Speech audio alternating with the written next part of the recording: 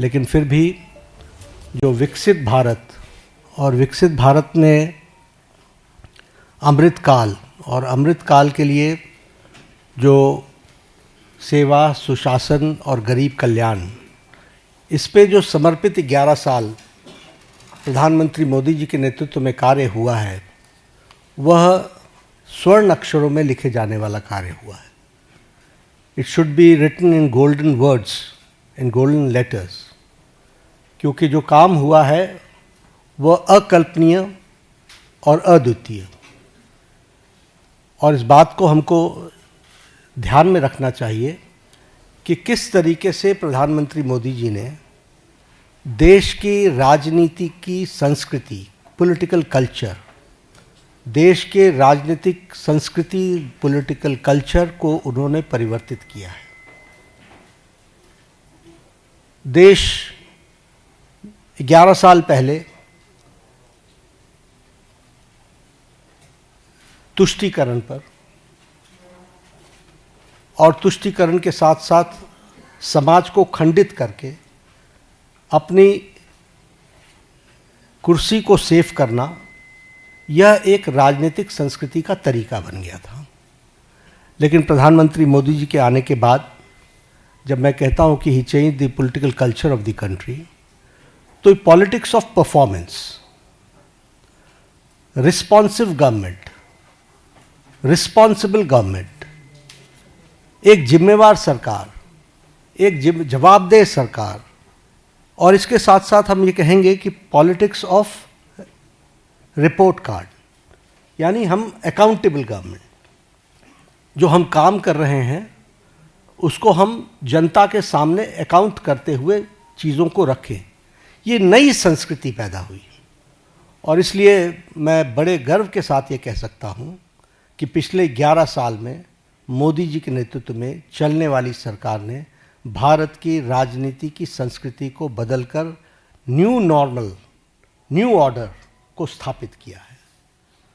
और यह सरकार एक असरदार सरकार है, इफेक्टिव गवर्नमेंट. यह सरकार दमदार सरकार है और यह सरकार मजबूत फैसले लेने वाली सरकार है, आर्थिक अनुशासन लाने वाली सरकार है. पिछले 11 वर्षों में जो आर्थिक अनुशासन लाया गया, उसके लिए जो बोल्ड डिसीजंस लिए गए और उस समय जनता को साथ ले करके किए गए, ये सारी बखूबियाँ हमको समझने की आवश्यकता है. ये जैसा मैंने कहा कि रिस्पॉन्सिबल सरकार है, रिस्पॉन्सिव सरकार है, पीपल लेड गवर्नमेंट, जनता को साथ लेकर के चलने वाली सरकार, और पीपल्स पार्टिसिपेशन, इसको भी हमने बखूबी देखा है. और हम सब जानते हैं कि ये सरकार पिछले 11 सालों में ट्रांसपेरेंसी की नई मिसाल पेश की है. इट्स ए ट्रांसपेरेंट गवर्नमेंट और ये फ्यूचरिस्टिक गवर्नमेंट है. ये भविष्य को देख करके चलने वाली सरकार है. भविष्य को किस तरीके से हम आगे देश को ले जाना चाहते हैं, इसके बारे में सोच करके काम को करने वाली सरकार है. और इसीलिए वी टॉक अबाउट विकसित भारत, और विकसित भारत का ये अमृतकाल, और ये 10 साल, 11 साल ने विकसित भारत का बेस बनाया है. This we have to understand. और इस बेस को बनाने के लिए जो भी फैसले लेने थे वो सारे फैसले लिए गए. आज के दिन मैं 2014 से पीछे जाऊं, इसकी आवश्यकता नहीं है, लेकिन हमको ये याद रखना चाहिए कि that government before 2014 was full of corruption. भ्रष्टाचार से आकंठ डूबी हुई सरकार थी, घोटालों से में संलिप्त सरकार थी और तुष्टीकरण के साथ काम करने वाली सरकार थी. एक नेगेटिविज्म का वातावरण था, कुछ नहीं बदलने वाला. लेकिन 2014 के बाद हमने ऑप्टिमिज्म देखा है. The shift, when I talk about political culture, I talk about the shift from negativism to positivism. आज हम मतलब मैं नहीं, भारत का आम नागरिक कहता है मोदी है तो मुमकिन है. मोदी जी के बारे में ये धारणा बनना कि वह समस्याओं का सॉल्यूशन करेंगे और समस्याओं को सॉल्व करेंगे, ये आम व्यक्ति की धारणा बन गई है. और इसीलिए हम ये भी कह सकते हैं कि ऑप्टिमिज्म में विकास, आविष्कार और नवाचार, ये तीनों चीज़ें जुड़ी हैं। आज हम डेवलपमेंट भी कर रहे हैं और उसके साथ साथ हम बेस्ट प्रैक्टिसेस भी ला रहे हैं, नवाचार भी हो रहा है और इस तरीके से विकास के काम को आगे बढ़ाया है। अगर मैं मोदी जी के शब्दों में बताऊं तो उन्होंने कहा है कि this decade will prove to be the base of the development of the future विकसित भारत। और इसी काम को लेकर के जो हम लोगों ने उनके नेतृत्व में जो उन्होंने नीतियां दी, परफॉर्म, ट्रांसफॉर्म, रिफॉर्म, इसको हर पॉलिसी में हम सबको देखने को मिलता है, हर नीति में हमको देखने को मिलता है। एवरी पॉलिसी आप देखेंगे तो इट्स डिफरेंट। पुरानी पॉलिसीज में भी जो चेंजेस आई हैं वो इसलिए कि रिफॉर्म चाहिए और उसी के साथ साथ हमको ट्रांसफॉर्म करना है और इसके लिए परफॉर्म करना है। और एक बेसिक प्रिंसिपल पिछले 11 वर्षों में हम लोगों ने अडॉप्ट किया और ये मोदी जी की ही सोच रही है, सबका साथ, सबका विकास, सबका विश्वास, सबका प्रयास। बहुत चैलेंजेस भी आते हैं लेकिन उसके बावजूद भी अंडरलाइनिंग प्रिंसिपल हमारा बड़ा स्पष्ट रहा है। अब मैं अगर बोल्ड डिसीजंस की बात करूं तो मैंने कहा कि इतने एक प्रेस कॉन्फ्रेंस में 11 वर्षों के बोल्ड डिसीजंस बता देना ये मेरे लिए बहुत कठिन होगा, लेकिन आर्टिकल 370 को एब्रोगेट करना, पॉलिटिकल नैरेटिव बन चुका था कि दिस इज नॉट पॉसिबल, देश मान चुका था कि दिस इज नॉट पॉसिबल, और वो आर्टिकल 370 धाराशाही हुआ और एब्रोगेट हुआ, वो हम सबको पता है। और आप ही सोचिए, जम्मू कश्मीर के इलेक्शंस को आप कहते थे महज फॉर्मेलिटी है, आप ही लोग कहते थे, सब लोग। लोकसभा में टर्नआउट 58.46% रहा और विधानसभा JNK के इलेक्शन में turnout was 63%। This is the change and this is the result of the bold decision taken. अगर हम उसी तरीके से बात करें एबॉलिशन ऑफ ट्रिपल तलाक, सब लोग जानते हैं कि ट्रिपल तलाक मानवता के लिए और ह्यूमैनिटी के लिए और महिलाओं के लिए एक बहुत बड़ी त्रासदी थी, ट्रेजेडी थी, लेकिन चुप बैठे हुए थे, सुप्रीम कोर्ट भी बोल रहा था। लेकिन ये बोल्ड डिसीजन लेना और ट्रिपल तलाक को समाप्त करना, जबकि इस्लामिक कंट्रीज में और हमारे नेबरिंग कंट्रीज में कहीं भी ट्रिपल तलाक नहीं है। Bangladesh, Pakistan, Afghanistan, Syria, Iran, Iraq, Malaysia सब डोमिनेटेड मुस्लिम देश रहे हैं और इस्लामिक देश रहे हैं, लेकिन यहाँ भी ट्रिपल तलाक नहीं था और हमारे यहाँ ट्रिपल तलाक चल रहा था। एक बोल्ड डिसीजन लिया गया। उसी तरीके से enactment of the new Waqf act हम लोग डिस्कशन कर रहे हैं। वी नो किस तरीके से एक नैरेटिव बनाने का प्रयास हुआ, लेकिन in the interest of the nation, देश के इंटरेस्ट में और उस कम्युनिटी के इंटरेस्ट में वक्फ बोर्ड बनाने की न्यू एनैक्टमेंट की आवश्यकता थी, वो बोल्ड डिसीजन लिया गया। उसी तरीके से सिटीजन्स अमेंडमेंट एक्ट, उसी तरीके से डीमोनेटाइजेशन, उसी तरीके से मोर देन 3 डिकेड्स हम विमेन रिजर्वेशन की तरफ नहीं बढ़ पाए, लेकिन 33% विमेन रिजर्वेशन देने का काम प्रधानमंत्री मोदी जी के नेतृत्व में हुआ। और उसी तरीके से अगर हम देखें इकोनॉमिक डिसिप्लिन के लिए, इकोनॉमिक डिसीजन में भी बहुत गहरी सोच के साथ जो आर्थिक जगत को बहुत तीव्र गति से आगे खड़ा कर सके, इसके लिए निर्णय लिए गए। प्रेजेंटेशन ऑफ बजट का एडवांसमेंट, हम अभी भी ब्रिटिश की दुनिया में जी रहे थे, ब्रिटिश काल में जी रहे थे, उसको एडवांस करना, उसके साथ साथ प्लान और नॉन प्लान एक्सपेंडिचर को अलग अलग जो डिस्टिंक्शन था उसको समाप्त करना, ताकि हम बेटर किटी का उपयोग कर सकें।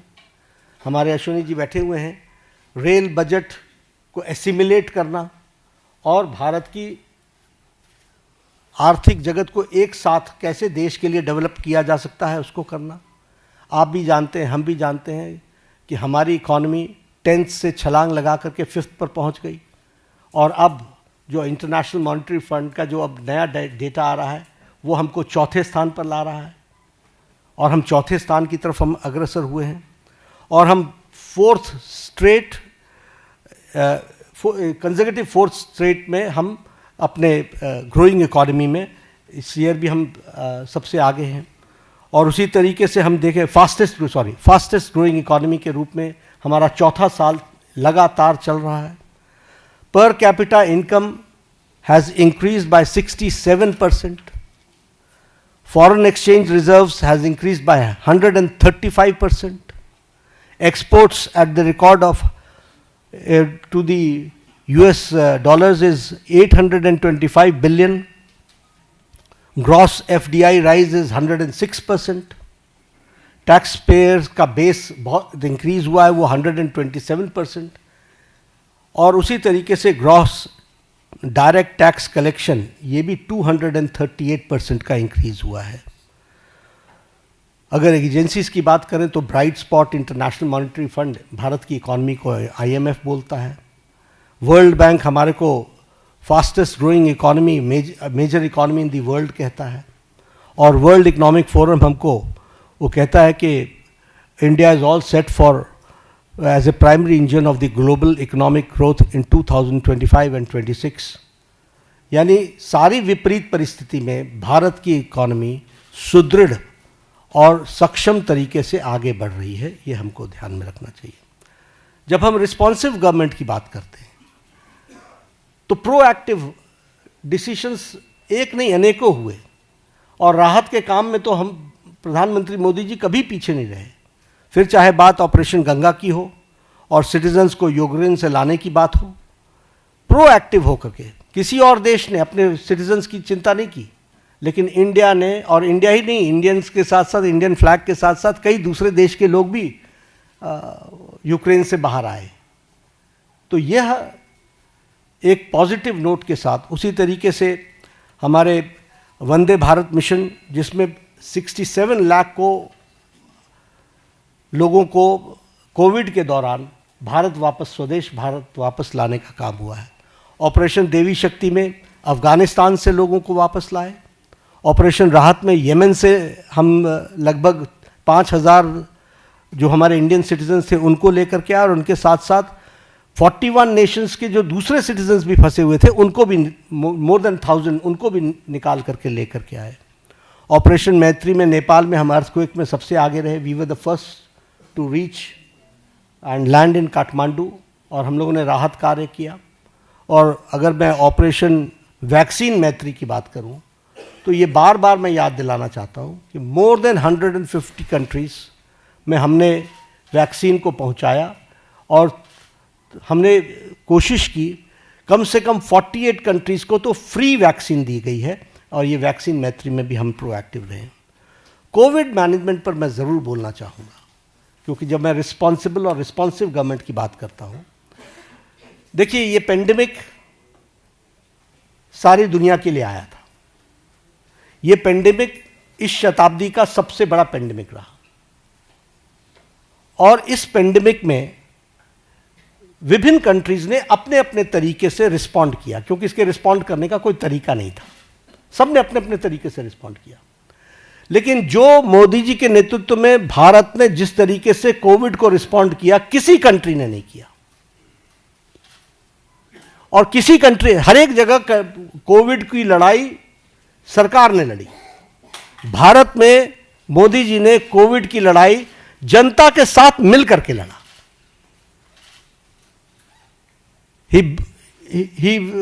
उन्होंने जनता को साथ लेकर के चलने का तय किया, और इसीलिए जनता कर्फ्यू, दूसरे देशों में लॉकडाउन के खिलाफ आंदोलन हो गए, वैक्सीनेशन न लेने के आंदोलन चले, लेकिन भारत अकेला देश है जिसने 220 crore double dose free of cost लगा करके world's largest and the fastest vaccination programme हुआ है। तो आप बताइए कि ये रिस्पॉन्सिबिलिटी और रिस्पॉन्सिव सरकार का किस तरीके से उसको पूरा करने का प्रयास हुआ है, ये मैं कोविड के बारे में ज़रूर बताना चाहूँगा। पिछले दशक में हमने समाज के सभी वर्गों की चिंता की है, फिर चाहे वो हमारे शेड्यूल कास्ट भाई हैं, फिर चाहे वो हमारे ओबीसी भाई हैं, फिर चाहे वो हमारे ट्राइबल भाई हैं, सबकी हमने चिंता की है। उनके लिए हर एक के लिए अलग अलग नीतियाँ, अलग अलग कार्यक्रम, स्कॉलरशिप्स इस तरीके से देने का काम भारत सरकार ने किया है।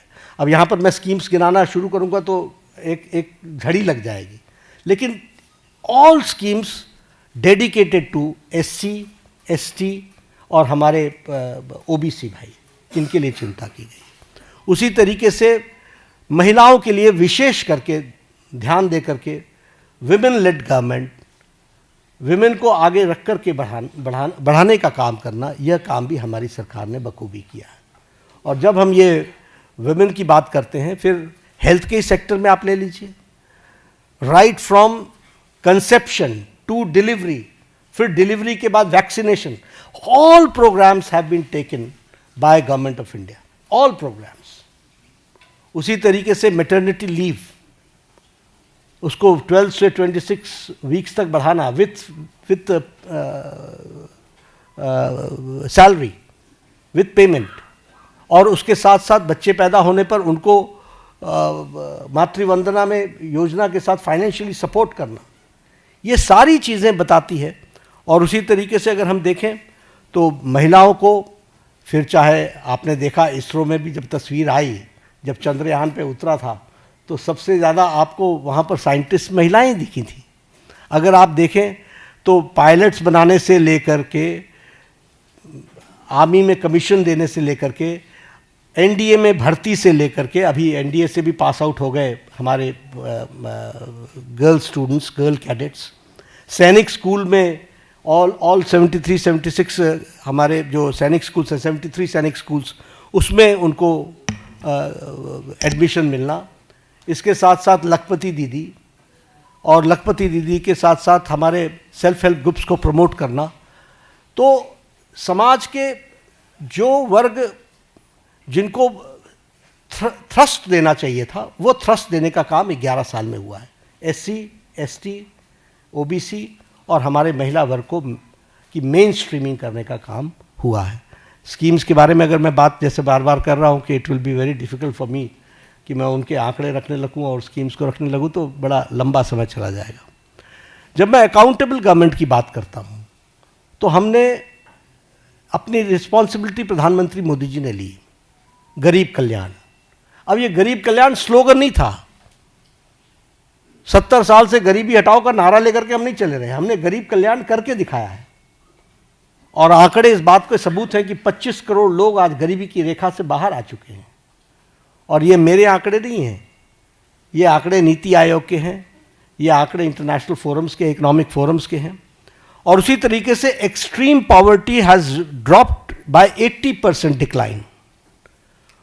प्रधानमंत्री अन्न योजना, 80 करोड़ जनता को 5 किलो गेहूं या चावल देना, ये कोई छोटी घटना नहीं है।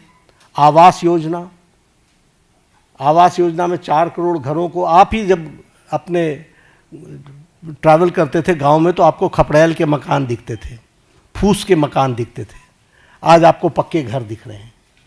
जिस सड़क पर आप चलते थे वो हाईवे में, कभी आप हाईवे पर होते थे, कभी हाईवे से नीचे होते थे, अगर आपको उन दिनों की याद हो। आज आप जिस हाईवे पर चलते हो आपको खुद ही ध्यान में लेना पड़ता है कि अगर डाइवर्जन लेना है तो स्पीड इतनी है कि 2 किलोमीटर पहले से ध्यान में लेना पड़ता है कि I have to go left. ये आज हाईवे की स्थिति बन गई है। और इसी तरीके से अगर हम देखें, जैसे कहा 4 करोड़ मकान बने हैं और 3 करोड़ ये अगले 5 साल में और बनने हैं, उसका भी सैंक्शन हो चुका है। उसी तरीके से उज्ज्वला योजना, 100% इलेक्ट्रिफिकेशन, और 100% इलेक्ट्रिफिकेशन के साथ साथ जल जीवन मिशन, और जल जीवन मिशन में 364% हमारा घर का टैप कनेक्शन हम लोग दे पाए हैं। इस तरीके से काम हुआ है। प्रधानमंत्री किसान सम्मान निधि में किसानों को मेन स्ट्रीमिंग की गई है। प्रधानमंत्री फसल बीमा योजना में उसमें भी मेन स्ट्रीमिंग की गई है। और जैसा मैंने कहा कि 100% इलेक्ट्रिफिकेशन में सौभाग्य योजना हो, चाहे उज्ज्वला योजना, उजाला योजना हो, इन सारे योजनाओं के माध्यम से सारे कामों को आगे बढ़ाया गया है। जीवन for the insurance, may it be for accident और may it be term life insurance, इसको भी लगभग 40 crore people have been covered in this. आज 40 करोड़ से ज़्यादा लोग इसमें कवर हुए हैं। और ये कौन लोग हैं? जो लोग अफोर्ड नहीं कर सकते थे, जो marginal section of the society थी। और जैसा मैंने कहा कि पब्लिक पार्टिसिपेशन, इस पर विशेष बल दिया गया। एक उदाहरण मैंने कोरोना का आपको दिया। कोरोना भारत सरकार के साथ साथ जनता ने लड़ा है, बाकी सब जगहों पर नहीं लड़ा है। बाकी सब जगहों पर स्ट्राइक्स हुई हैं। They have rejected the initiatives taken by government. Vaccination का भी हो चाहे लॉकडाउन का भी हो, हर एक मामले में उनको विरोध हुआ है। लेकिन यहाँ पर पीपल्स पार्टिसिपेशन, पीपल को साथ लेकर के चले।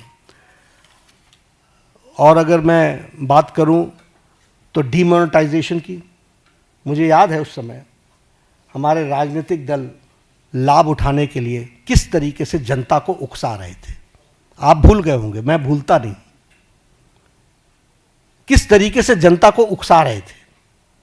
लेकिन भारत का आम व्यक्ति बैंक के सामने घंटों खड़ा रहा, लेकिन he supported the demonetisation programme. This is people's participation. और ये मैं इसलिए बताना चाहता हूं कि लीडरशिप पर भरोसा होता है तो किस तरीके से जनता बिहेव करती है, this we have to understand. अगर मैं बात करूं न्यू एजुकेशन पॉलिसी की, यही देश है जहां एजुकेशन पॉलिसी को लेकर एजुकेशन की मिनिस्टर्स की कॉन्फ्रेंस एक साथ नहीं हो पाती थी। वहाँ आज हम एजुकेशन पॉलिसी पर एक साथ आ गए। क्यों? क्योंकि कंसल्टेशन इतना वाइड हुआ कि उस कंसल्टेशन के कारण सीमलेस तरीके से न्यू एजुकेशन पॉलिसी 2020 आई। हेल्थ पॉलिसी 2017 की, आपको पता ही नहीं चला कि नई हेल्थ पॉलिसी आ गई। आपको इसलिए नहीं पता चला क्योंकि कोई झगड़ा नहीं हुआ, कोई इशू क्रिएट नहीं हुआ, कोई ऐसी चीज़ नहीं आई। और कंसल्टेशन इतनी वाइड हुई और इतने होलिस्टिक अप्रोच में हुई कि वह सब भी आप लोगों ने देखा है। स्वच्छ भारत अभियान, आपके ही आंकड़े बताते हैं कि one of the most successful programme. सिर्फ टॉयलेट्स बनाना ही नहीं, लेकिन हेल्थ के इंडिकेटर से भी ले तो हमको स्वच्छ भारत अभियान का सीधा फायदा दिखता हुआ नजर आता है। जब हम देखते हैं कि हमारे बच्चों के जो उनको जो प्रॉब्लम्स होती थी उसमें डिक्लाइन आ गया है, तो ये सारी बातें हमको जनता के सपोर्ट से मिली हैं। जब मैं ट्रांसपेरेंट गवर्नमेंट की बात करता हूँ तो आपने देखा होगा डीबीटी का लगभग 130 टाइम्स ट्रांजैक्शन बढ़ गया है। और उसी तरीके से जैम ट्रिनिटी ने 3.9 लाख करोड़ की लीकेज को रोका है। और उसी तरीके से हमारे ट्रांसपेरेंट टैक्सेशन को और उसको भी हम लोगों ने लॉन्च किया ताकि ट्रांसपेरेंट टैक्सेशन का प्रोसेस को अडॉप्ट करे और कोई भी ऑनेस्ट टैक्स पेयर को उसका लाभ मिल सके। प्रगति के माध्यम से सारी स्कीम्स को एक तरीके से कोशिश की गई है कि जो रुके हुए प्रोजेक्ट्स थे जिसके बारे में चर्चा नहीं होती थी वह भी चर्चा हो और उसको भी सही ढंग से हम जनता के लिए समर्पित कर सके, इस बात का प्रयास हुआ है। कोऑपरेटिव फेडरलिज्म की अगर मैं बात करूं तो ये स्लोगन नहीं है, जीएसटी इज एन एग्जाम्पल और ये बोल्ड डिसीजन का एक एग्जाम्पल है। आखिर जीएसटी के पीछे डेलिब्रेशंस तो सालों से चल रही थी, why it was not implemented. और इम्प्लीमेंटेशन में 17 टैक्सेस, 13 सेसेस, सरचार्जेस को सब्स्यूम किया गया है और सभी स्टेट्स एक साथ एक प्लेटफॉर्म पर आए हैं और आज tax collection 20.8 lakh crore a year हो चुका है।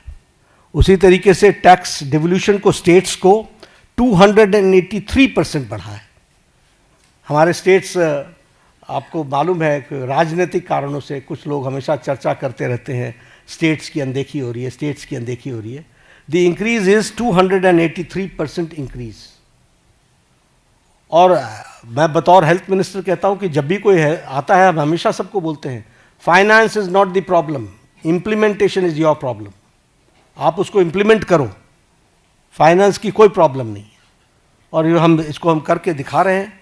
उसी तरीके से हमारी नीति आयोग की रेगुलर मीटिंग्स होना, चीफ मिनिस्टर्स का पार्टिसिपेट करना। कोरोना के दौरान 11 फॉर्मल मीटिंग्स हुई। इसलिए कोऑपरेटिव फेडरलिज्म में सबको साथ लेकर के चलने का मोदी जी का मन और मोदी जी के द्वारा हमेशा उसको आगे बढ़ाने का काम किया गया है।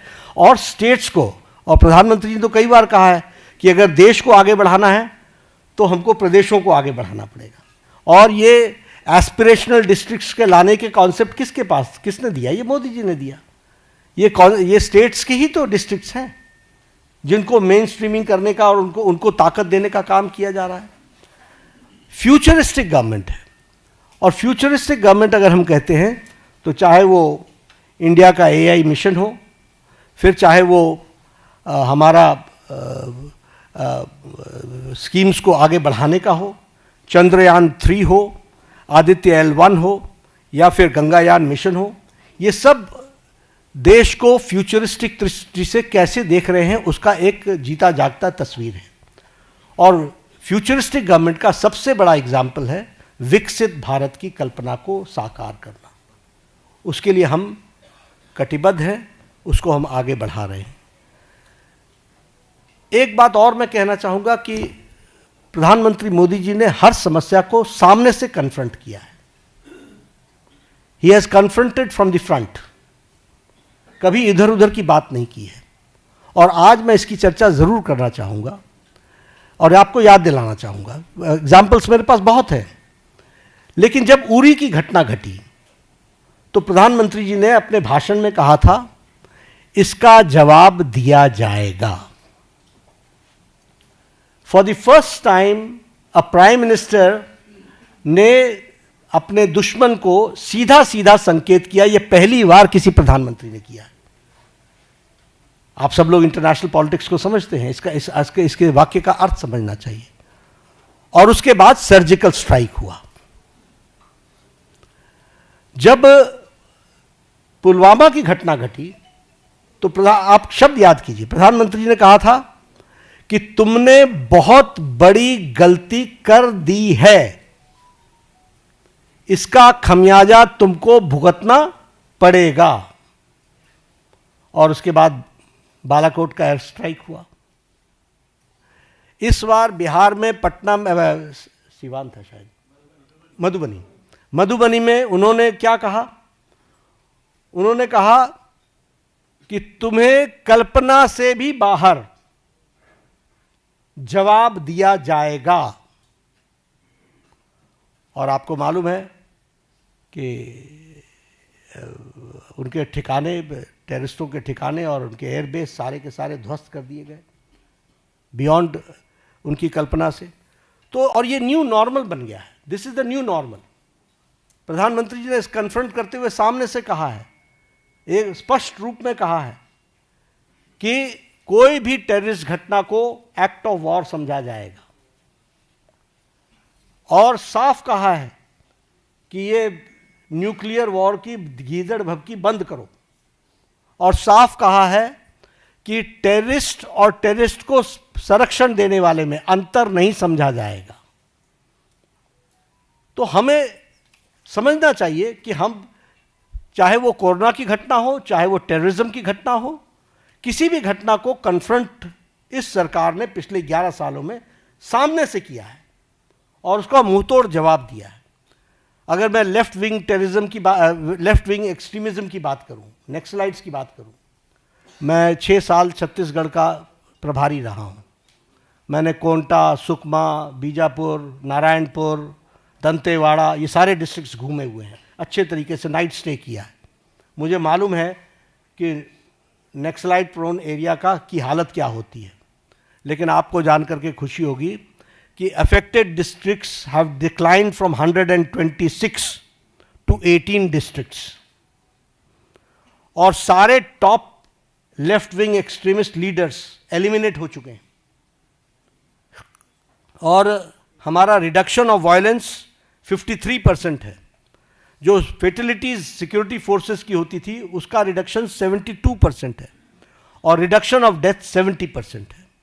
तो लगभग हम उसको समाप्त करने की ओर आगे बढ़ चुके। एक समय था कि एक डिफेंस मिनिस्टर ये कहते थे कि हम बॉर्डर के रोड्स इसलिए नहीं बनाते हैं ताकि दुश्मनों को आने का मौका न मिले।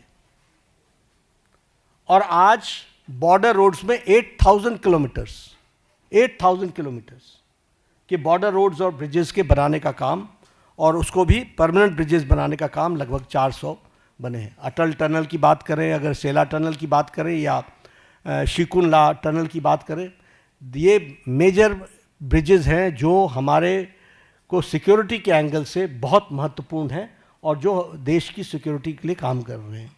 इंफ्रास्ट्रक्चर की बात अगर मैं करूं, रोड्स, एयरवेज, रेलवेज, ब्रिजेस, तो बड़ी लंबी फहरिस्त है उसकी जो उस पर चर्चा करेंगे। लेकिन हाँ, चेनाब की चर्चा मैं ज़रूर करना चाहूँगा कि नरसिम्हा राव जी के टाइम पर शिलान्यास रखा गया था।